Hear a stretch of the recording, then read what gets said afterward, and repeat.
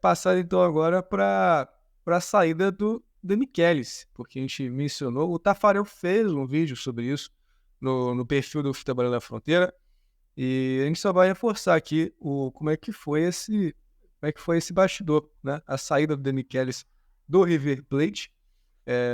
Havia talvez uma dúvida para alguns se sairia de forma amigável, e na verdade foi sim, foi amigável. Demichelis saiu o rompimento do contrato foi de ambas as partes, como um acordo, tanto que teve uma despedida por Demichelis. Ele enfrenta enfrenta o Sarmiento nessa última partida, no dia 28, ontem no caso, e vence por 1-0 com um golaço de falta, bom destacar isso.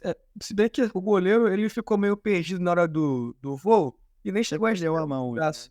Encolheu a mão, parece até que ele queria que fosse gol, mas eu tenho resistência em falar às vezes sobre isso, porque eu lembro muito dos gols com muito efeito, por exemplo, do Bale, do Cristiano Ronaldo, ou, por exemplo, o Roberto Carlos, enfim, mas aí já é outro tipo de chute, mas resumidamente o chute que hoje em dia se tem é cada vez mais difícil de se pegar. Então, eu não vou querer colocar que o cara encolheu a mão e deixou, né? Mas realmente era uma situação um pouco complicada.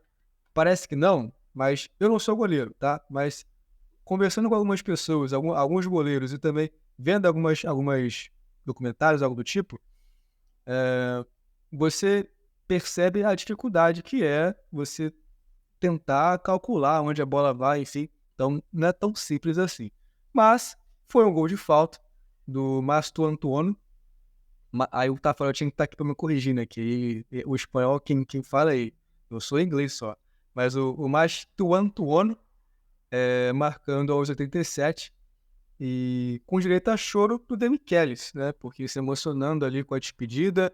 Bom lembrar que o Demichelis, antes da partida começar, aplaudido pelo torcedor, então teve uma certa festa ali, entenderam que era um fim de ciclo, mas todo mundo muito bem, todo mundo ali num momento de tranquilidade, nada muito caótico, ainda fecha com essa vitória e teve aplauso da torcida, então um bom fim de ciclo do Michelis, claro. Saiu porque não estava muito bem, saiu porque foi eliminado recentemente, é óbvio, mas a torcida não pegou muito no pé, não. Foi realmente um momento de agradecimento pelo esforço, principalmente, dele, que certamente queria entregar mais do que foi apresentado ao torcedor do River Plate. E dentro disso, aí eu já deixo com vocês, o Gadiardo foi demitido há um tempo já do Al-Ittihad, e ele teve problemas com o Benzema, né? Então, os problemas com o Benzema, juntamente dos resultados abaixo do esperado, como a gota d'água que foi a partida contra o Al-Ittifaq 5-0 na própria casa, tomar um 5-0 no dia 10 de maio, foram, foram fulminantes para realmente a demissão do técnico argentino, e aí o Munheco fica à disposição, talvez, de um retorno, né, do River Plate. É muito falado sobre isso. E aí eu vou até puxar a brincadeira aqui do que a gente fala, foi falado em off também. Se não me engano, foi você, né, Mário, que falou que tem até uma brincadeira em relação ao Brasil, porque fica aquela expectativa de quando é que o velho vai voltar, no caso do Flamengo, quando é que o JJ volta.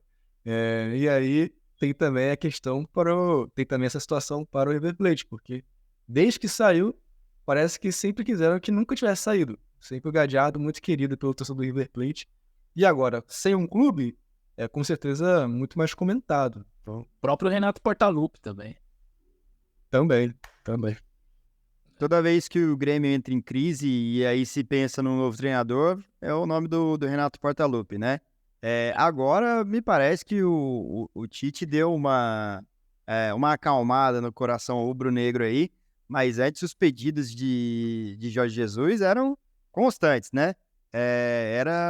Foi assim com o Dominique Torrent, foi com o Rogério Ceni, foi com o Vitor Pereira, foi com o Dorival, apesar de o Dorival ter ganhado Libertadores, mas, né, Antes a galera tava querendo o Jorge Jesus. Enfim, o Demichelis é ídolo do River Plate, isso é incontestável, fez a carreira dele de jogador lá, mas o Gallardo é ainda mais ídolo, né? E a galera, digamos, admitia o Gallardo sair do River Plate para dirigir a seleção da Argentina, mas tinha um Lionel Scaloni no meio do caminho, né? E aí o cara ganha em sequência Copa América 2021, finalíssima, Copa do Mundo e agora Copa América 2024. Todo mundo na Argentina acreditava que o Scaloni ia tapar um buraco do Gallardo até ele chegar na seleção, né? Só que o cara foi ganhando, foram deixando ele. Pô, ganhar uma Copa América, né, um título pela Argentina depois de 33 anos, né? Não é 33, não, acho que eu tô enganado. Foi a Copa América 2021, 29 anos, que a última tinha sido a Copa América de 93, no Equador, né? Depois de 29 anos, o cara fez a Argentina erguer uma taça de novo. Deixa ele, e aí é que tá o problema, né? Deixaram ele, né? E ele ganhou a Copa do Mundo. O Gallardo, então, sem ter a seleção argentina, buscou novos ares, e um área aí que estava em ascensão no futebol são os ares árabes, né? Futebol saudita fez contratações em peso, trouxe aí Cristiano Ronaldo, Benzema, Sadio Mané, né? Trouxe também o Jorge Jesus, que estava no... qual que era o nome do time? O time que ganhou do Flamengo mesmo no Mundial? Al Hilal? O Al Hilal. Muito obrigado, Nando. Al Hilal, né? E a gente teve aí, digamos, os olhos do mundo voltados para o futebol saudita. O Gallardo não conseguiu se desenvolver bem lá. Também é difícil, né? Chegaram jogadores de ego muito alto, né? Que já eram consagrados, né? Eu acho que ele não teria problema nenhum em treinar a parte saudita do time, né? Mas os que viram um negócio complicado, né? Para um Benzema, por exemplo, ser treinado por um técnico sul-americano, que lá na Europa eles não estão muito acostumados a ver o trabalho do cara, não deve ter sido uma coisa fácil. Entrou aí um atrito entre o Gallardo e o Benzema, né? O resto do time também tomou partido. A gente teve a ausência de bons resultados em determinados momentos da temporada do Al Ittihad. O Gallardo foi assediado pelo River de novo, né? Acontece que o River também já tinha treinador, era o Demichelis, mas esse caminho do Demichelis foi um pouco tortuoso. Embora o River tenha nadado de braçada na fase de grupos da Libertadores, a gente teve 2 pontos que foram chave para essa saída do Demichelis. Um deles foi as oitavas de final da Copa da Argentina, né? Da Copa da Liga, melhor dizendo. Que o primeiro cruzava com o oitavo, né? E o oitavo era o Boca Juniors. O River foi também de braçada durante toda a fase de liga. E daí, na hora de pegar o maior rival, que vinha num momento péssimo, perdeu e foi simultaneamente eliminado. Isso daí o torcedor do River não perdoou. E agora, na Copa da Argentina mesmo, né? O Temperley, que é um time de divisões inferiores, eliminou o River Plate, tipo, a zebraça.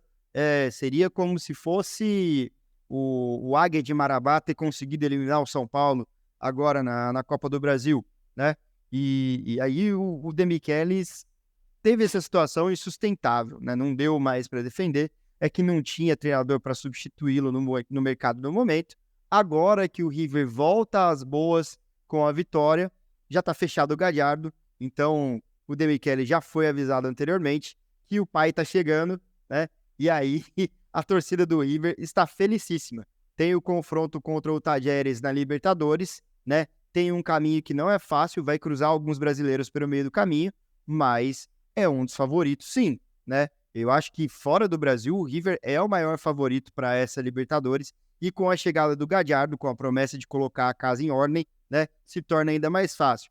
Bom lembrar, o time do River, apesar dos maus resultados da temporada, é um time muito bom. A gente fez alguns jogos, a gente fez um jogo do River pelo Latinizados, né? E a gente viu aí que tem valores ganhando espaço no time, como é o Colídio, que estava de reserva e agora já está ganhando titularidade, e alguns caras que chegaram e encaixaram como uma luva, como foi o caso do Miguel Borja, né? Então, o River, se já ia dar trabalho com o Demichelis na Libertadores, deve dar mais trabalho ainda com o Gallardo.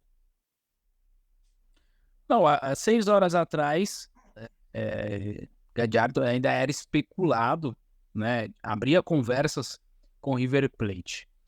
E há 38 minutos atrás, o Galhardo já embarca na Argentina para negociar um possível retorno. Então pode ser que ainda hoje ou amanhã vocês noticiem, né, essa volta aí de Galhardo, que tem tudo para dar certo.